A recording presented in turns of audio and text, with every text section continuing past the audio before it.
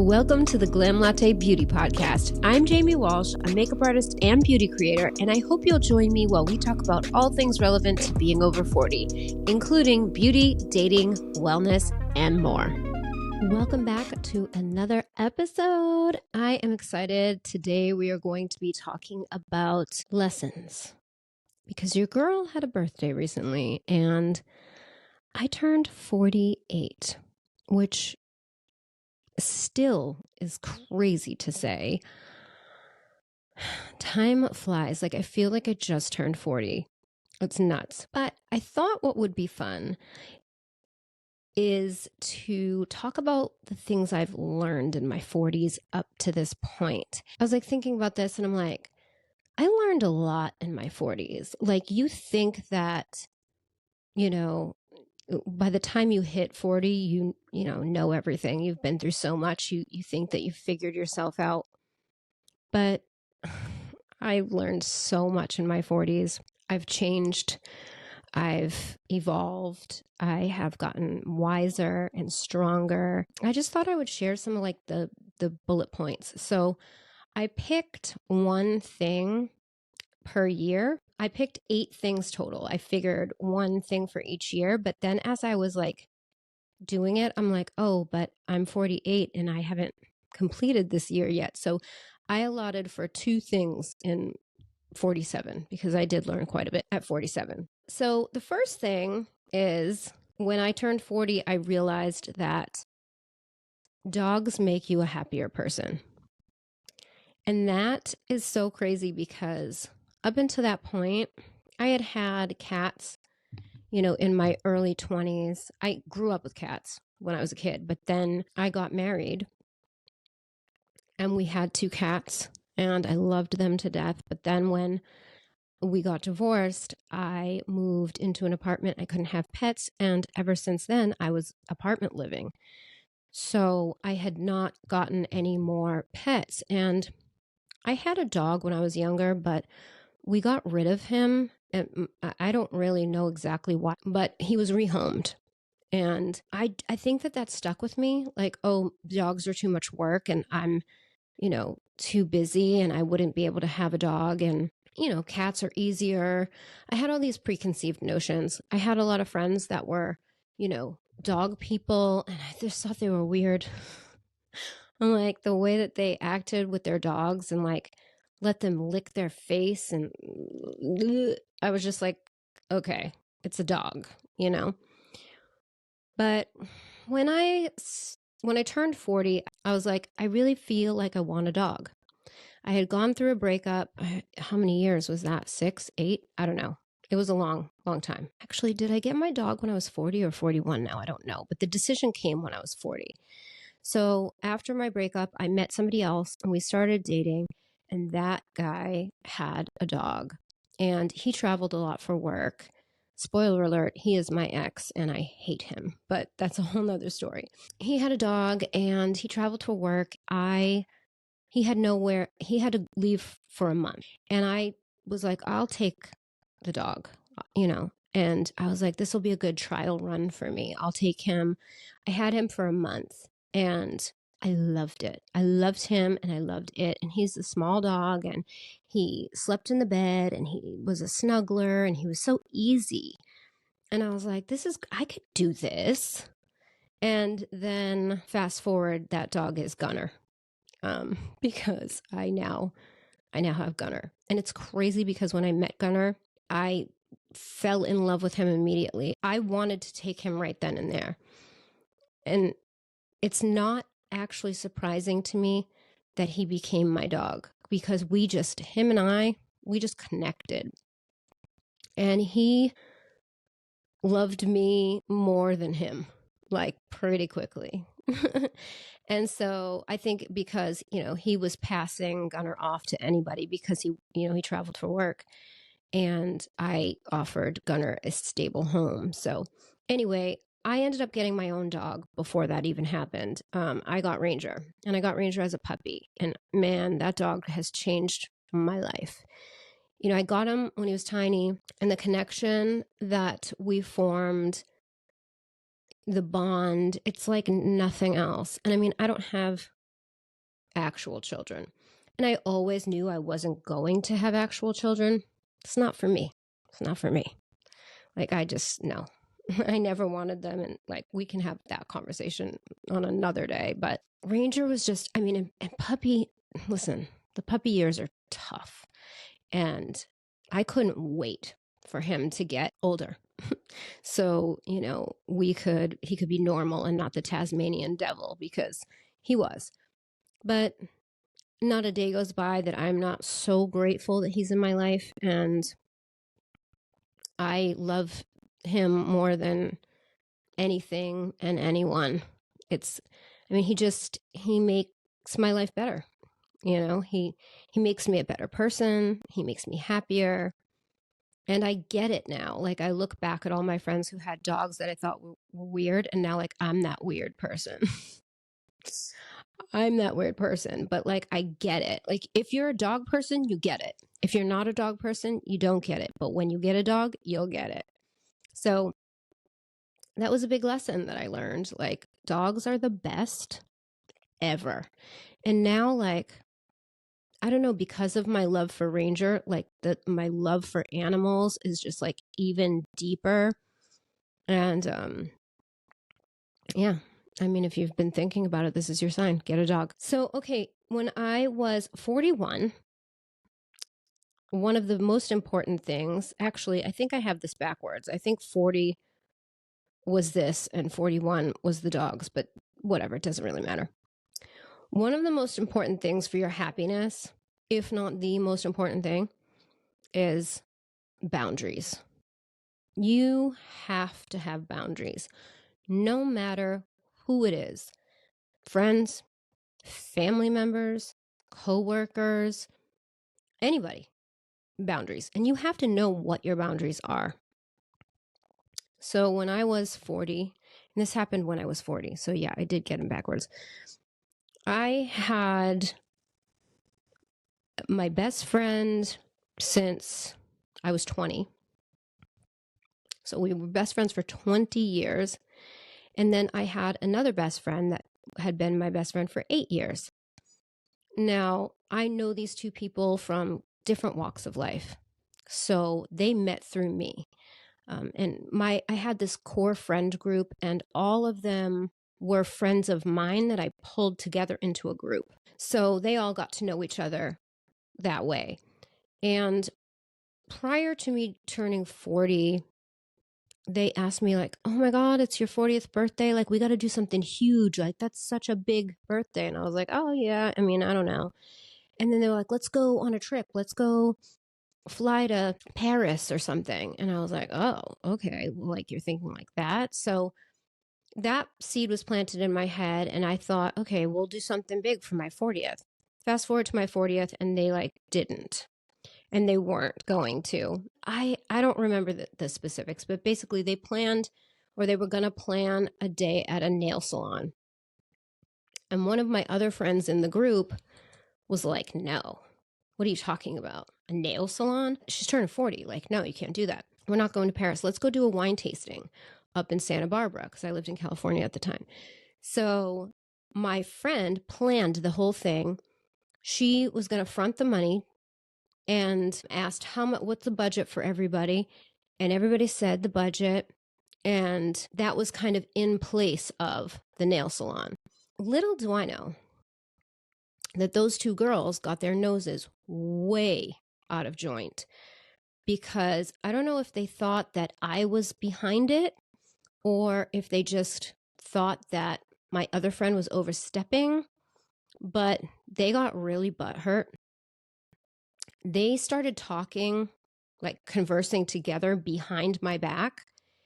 And on the same day, within like 30 minutes of the other, like, they texted me with almost the verbatim speech of why they weren't going to the wine tasting. Like, they backed out. My other friend had put up all of the money. They were basically saying behind my back that I don't know what words they used, but basically that I was being like a spoiled brat type of a thing.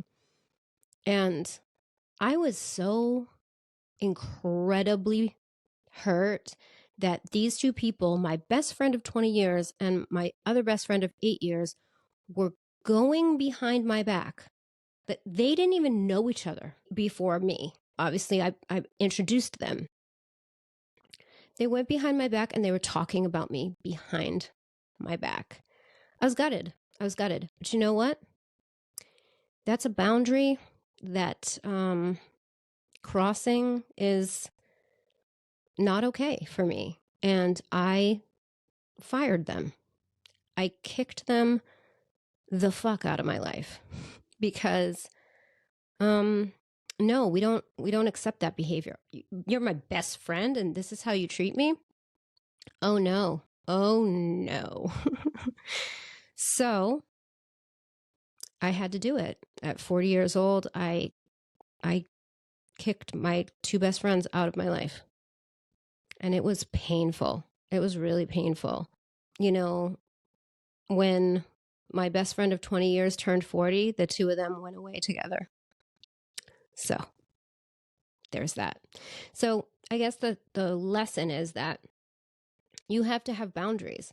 If I had accepted that behavior, that's like saying it's, you know, if I had forgiven it or looked past it, I would have been saying basically like, I am okay with you treating me that way, and I wasn't.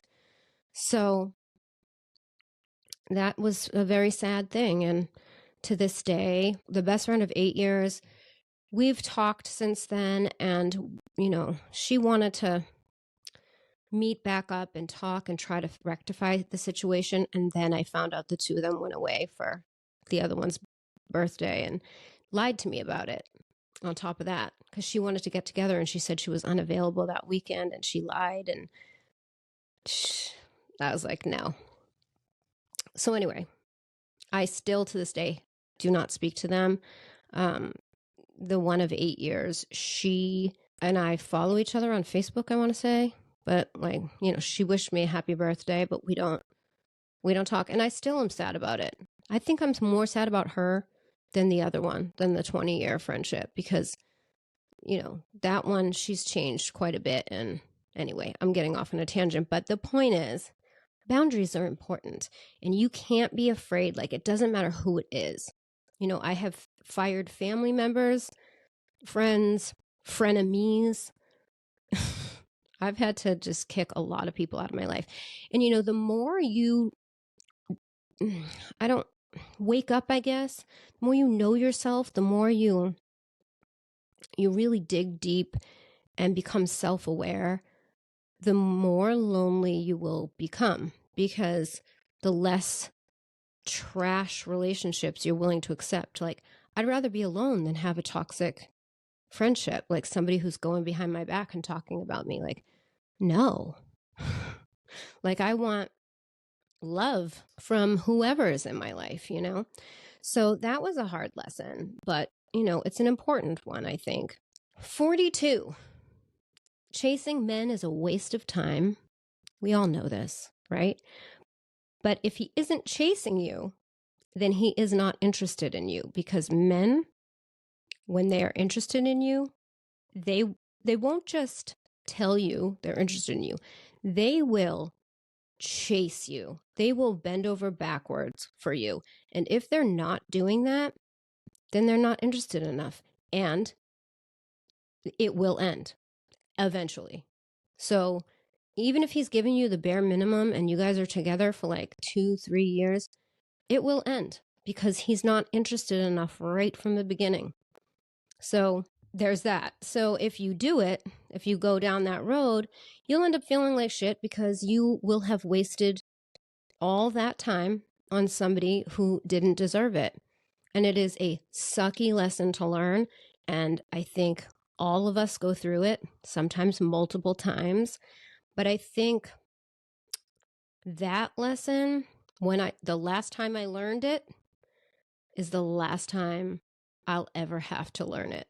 I don't know, it like solidified it for me. It like made me really realize it. And it's a blessing. Like, I wouldn't take it back. I was able to step into my power in that way because I was like, oh, fuck no. Like, we're not doing that ever again. 43. Okay, this is going to ruffle some feathers. Alcohol and bad food will age you faster than the sun will. So if you eat like shit and you drink a ton of alcohol, you're basically wasting your money on sunscreen.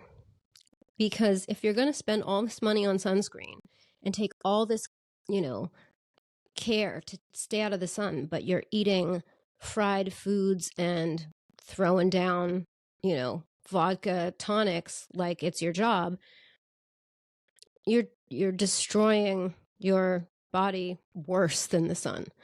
So, I used to drink pretty regularly every weekend. I don't do that anymore.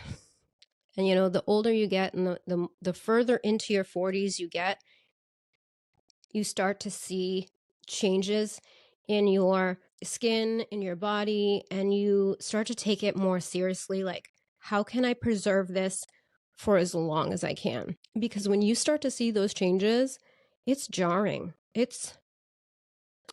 Nobody prepares you for what that's like.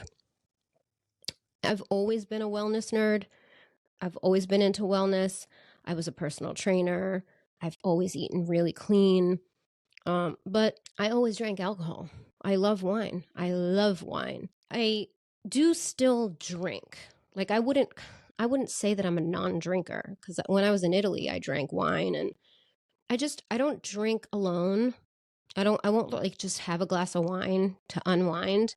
To me, it's a waste. Like I'd rather save it for like a time where I'm really going to enjoy it. And I am these days like more of a homebody, and like I don't, I live in the middle of nowhere and I don't have like a lot of friends here, and I've stepped back from dating like for several months. So there's no really reason for me to drink alcohol. So I haven't been drinking alcohol, and I just really see a difference. I really see a big difference.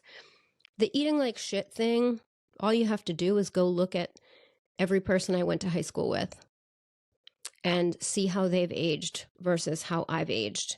And it's so blatantly apparent. I grew up in Boston, and food is not good there. I mean, it's good, but it's not good for you. There's a lot, the way people eat, it's a lot of fried food, a lot of pizzas, burgers, things like that. Healthy food isn't like, or healthy living isn't really the vibe there, or at least it wasn't when I was younger. So I moved to California when I was 26. I started my healthy lifestyle then. And, I look at, people on Facebook that I went to high school with, and I'm just like, wow. So maybe controversial, but I will stick by that. I stand by it.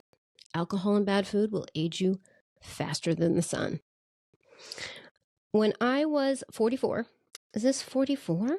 Yeah, I guess I was 44. Yeah. I realized that, first I realized what manifestation was. And I realized that you don't need to know how something is going to come to be. You just need to know what you want to come to be. And I have had, since 44, the most crazy things have happened that I had no business thinking would happen. I didn't have the means. I wasn't in a position in my life for them to happen. And I knew I wanted them, and I manifested them. I started reading Joe Dispenza, his books. I started, practicing his meditations. I started writing gratitude journals. I started scripting. If you don't know what that is, you can let me know, and I will talk about it more. But all you have to do is search on YouTube scripting, and it will come up. Anyway, I did all of that, and it's weird because things in your life, like opportunities that were always there, will unfold for you. It's just crazy. And so you don't have to know how it's going to happen. If I had tried to break down and analyze how those things were going to happen, I would have talked myself out of even wanting them because it wouldn't have been possible. And there were many times in my life that I look back and I did that to myself. I didn't know how I could make it happen, so I just assumed I couldn't. And I put the desire out of my mind. So if you want something, even if it is so out of reach, don't dismiss it. Just know you want it and execute the manifestation because it is possible. It's always possible. Okay, 45. I learned that doing the most will make you feel the least. And I'm going to talk about beauty for this, but like there's so many layers to it and so many areas of life where this actually applies. But let's just talk about beauty. Nails, lashes, and tanning. 3 things that I always did. I always wore lashes, I always got my nails done, and I always did self-tanner. And if I didn't do those things, I would not feel cute. The lashes I did every now and then, but I would always do them when filming or doing, makeup tutorials or whatever. I couldn't stand the way I looked without the lashes. I didn't think I was pretty enough without the lashes. And the same with the nails. I was like, if I don't get my nails done, I won't be as cute or whatever. Same thing with tanning. So I actually slowly stopped doing those things. It started with the nails. Actually, it started with the lashes. And then it was the nails. And more recently, I stopped doing self-tanner. Like I would self-tan all year round. I didn't even care like if it was winter. And I just stopped.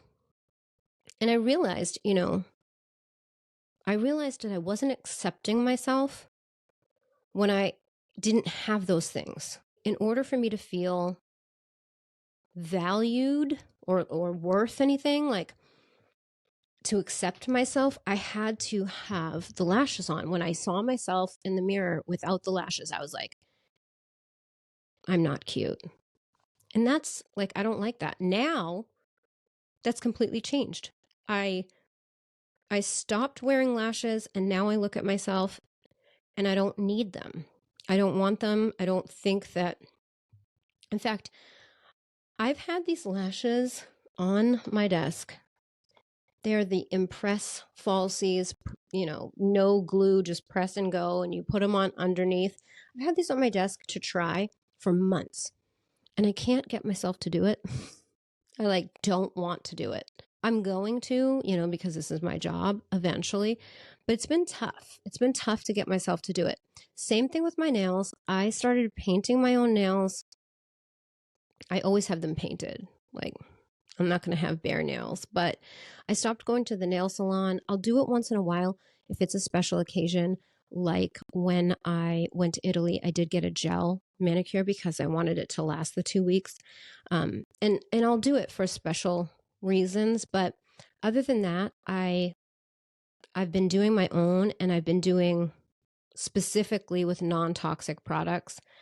And I don't miss it. Now when I see videos, like past old videos where I have nails, I feel like, ew, that looks so terrible to me. It's crazy how your perception will adjust. So I just wanted to go on a journey of self-love, I guess, to accept myself without those things. And I think in beauty, we hold ourselves to these incredible standards that are just screwing with our self-esteem. And I love makeup. I love beauty. Obviously, like this is my job.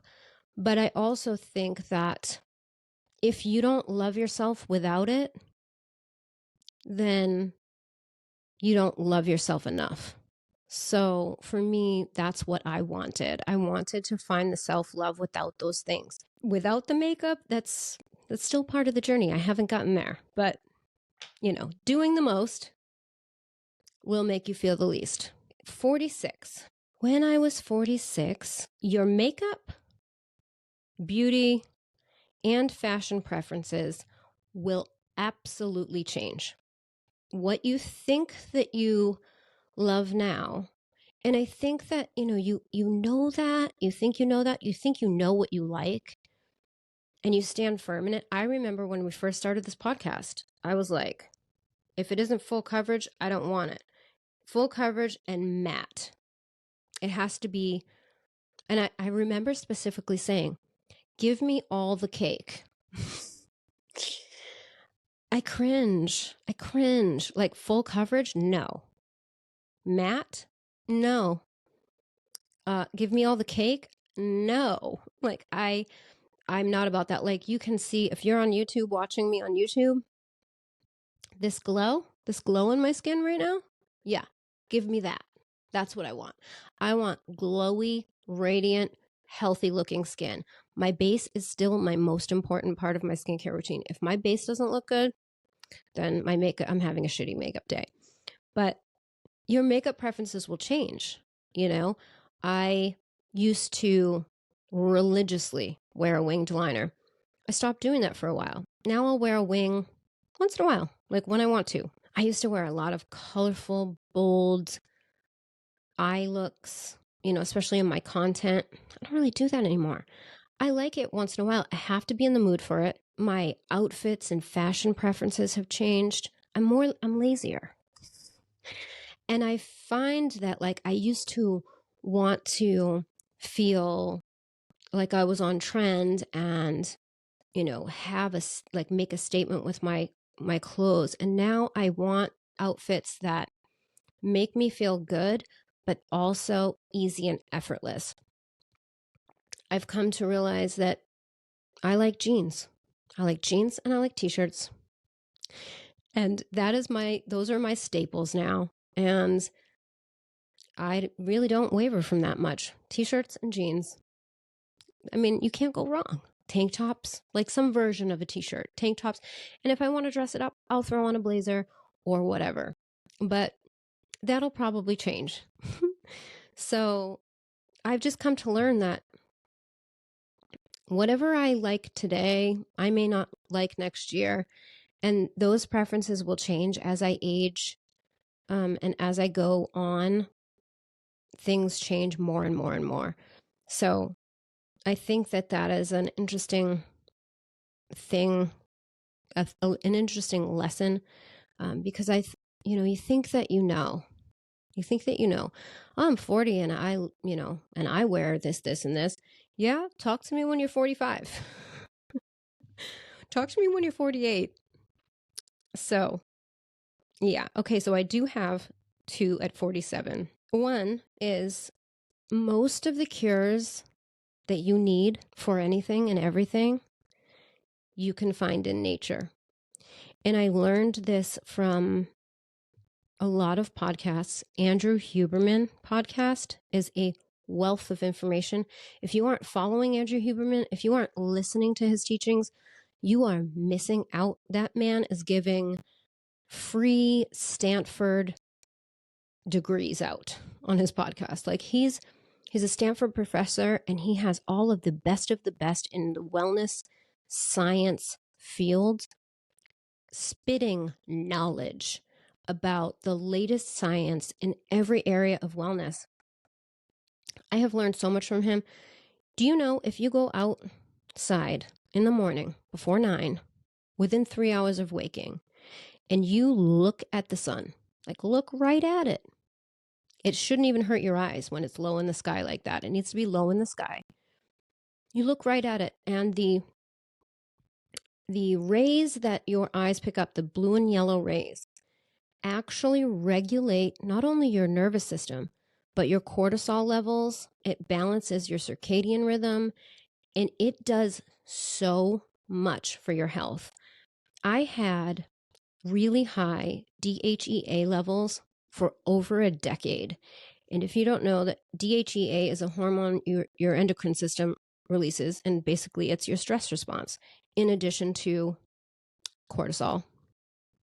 My DHEA was off the rails for a decade. When I started sunlight viewing every single morning, I ended up getting my labs done for the first time in over 10 years, my DHEA levels went to normal. I mean, that was hard evidence for me. And I was like, wow, this is actually real. Like, it's real. You'll sleep better. Your hormones will be regulated. Your cortisol will spike and fall at the correct times of day. It's incredible. And also, I learned that you can manipulate jet lag with the sun.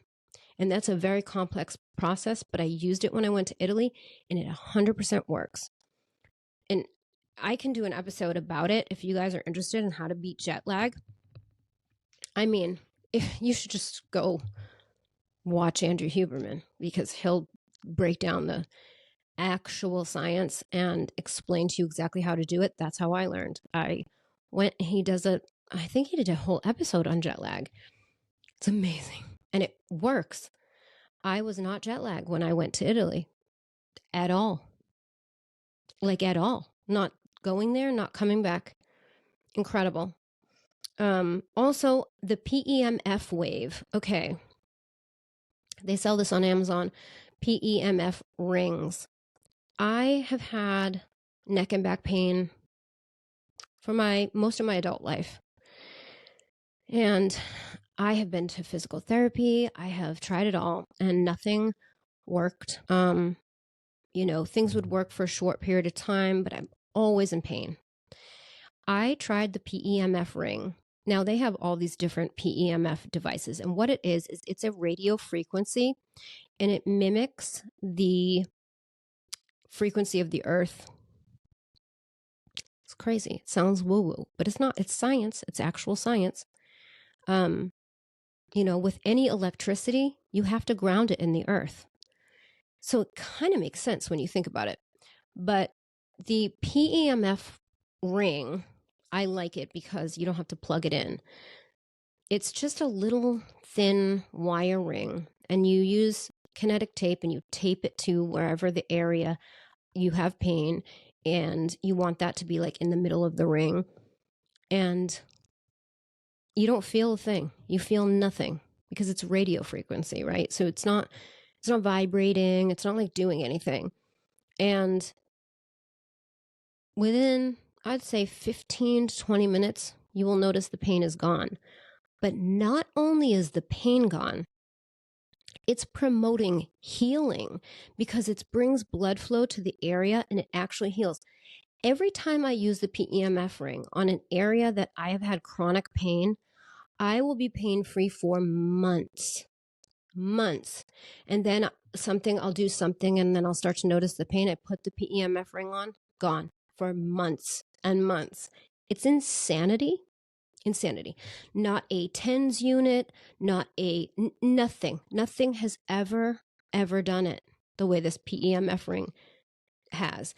And they do have ones that are more powerful that, you have to plug into the wall and they're more expensive. Like the PEMF rings, like $25 on Amazon. The thing with it though is you get like 200 hours of use and then you have to throw it away and buy a new one. But the other ones you have to do and be attached to the wall. For me, I like it because if I have to go on a long car ride, inevitably my back's going to hurt. I bring it on planes. I can bring it with me places. So that's why I like that one. But it's mimicking the earth. So, I have read like going outside with your bare feet and grounding in the earth is very healing for the body. And I 100% believe it. The only reason I don't do that is because I live in Florida and we have fire ants and they are brutally vicious. And if you get bit by one of those, you're in an assload of pain. Never mind if you step on, the earth and there happens to be like a small nest there or something. And no. So I don't really do that. I've done it a few times, but it's not something I practice a lot here in Florida. When I move, I probably will, but that's just yet another thing. But most of the cures that we need are in nature. Like the earth is kind of crazy like that. Like we evolved from it and it provides all of the things. So I'm really a big believer in that. in holistic medicine, and mostly because I've dealt with Western medicine and it hasn't done shit for me. And so, yeah, there's that. So I highly recommend Andrew Huberman. He is a neuroscientist, and he's just the depth that he goes into. It's like hard to believe that this shit is free, because this is what people pay hundreds of thousands of dollars to go to Stanford to learn. You know what I mean? So then the last lesson that I thought that we would talk about today is a beauty lesson. And I think that it's an important lesson. And I learned it from a friend. And it is that the order in which you apply your skincare matters. The technique in which you apply your skincare matters. If you don't have a proper skincare routine that is targeted and strategic, then you are wasting money buying skincare and putting it on your skin, because if you do it in the wrong order, you are basically preventing the ingredients from doing what they need to do. So my friend Christina, she came up with what she calls the Chris method. And it's an acronym for her name. And she's so cute, and she is on TikTok.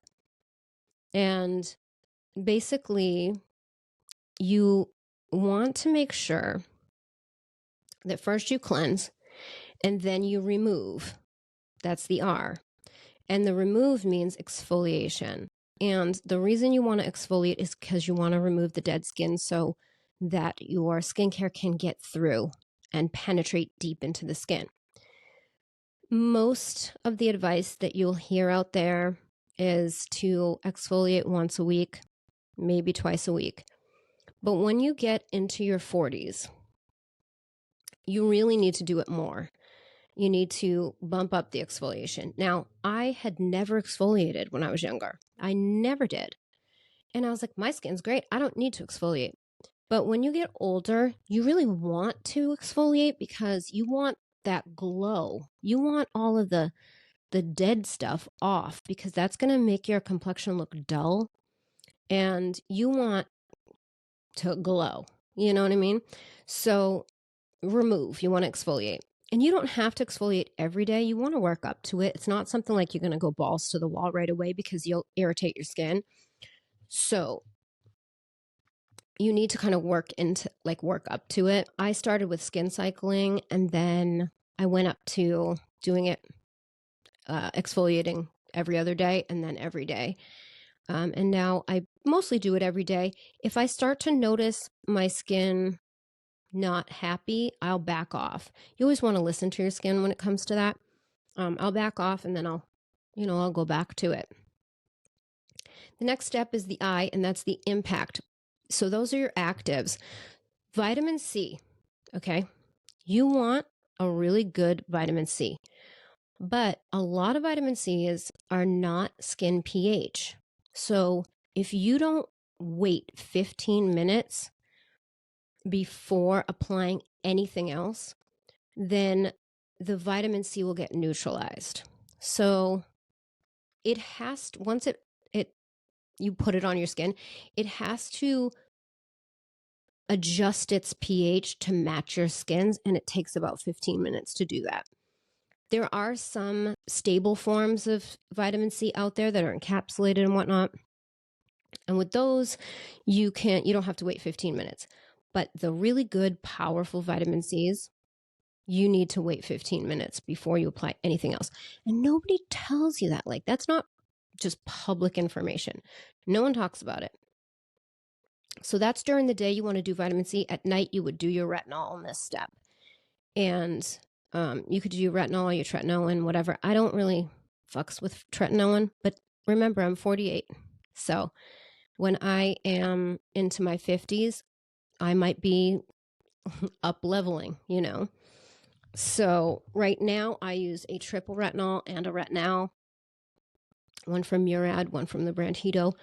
I can get into that, my skincare routine, in another episode, but you want your actives, and that's where you want to spend your money, okay? So then you want your saturate, and that's when you're going to put your hydrating ingredients, your hydrating toners, your niacinamides, your hyaluronic acids, any of your essences, and then your moisturizer. If you're doing it during the day, after that, you'd apply your sunscreen. If you're doing it at night, after, you'd want to lock it in with castor oil or some kind of beauty oil. I don't do that every night, but I do it some nights, and it really locks in the moisture. As we get older, we're losing so much moisture. So going the extra step really matters. So those are my lessons. 8 lessons for 48. And some are controversial, but they are lessons that I personally have learned, and things that I think, like when I look back, are, little nuggets of wisdom. So I hope you guys enjoyed hearing my lessons that I have learned. If you are watching on YouTube, I would love for you to comment. And if you're listening, you can go over to YouTube and you can leave a comment on the episode if you'd like. I'd like to know your lessons. What things have you learned? Are you in your 40s? Are you in your 30s? Are you in your 50s? Give me a lesson that you've learned that you think is a nugget of wisdom that should be known by all. I would love to know. And let me know if you have any questions or anything that you want me to cover in future episodes. Like, we can talk now. So let's talk in the comments. I love you guys so much. Thank you for hanging out with me, and I will see you guys in the next one.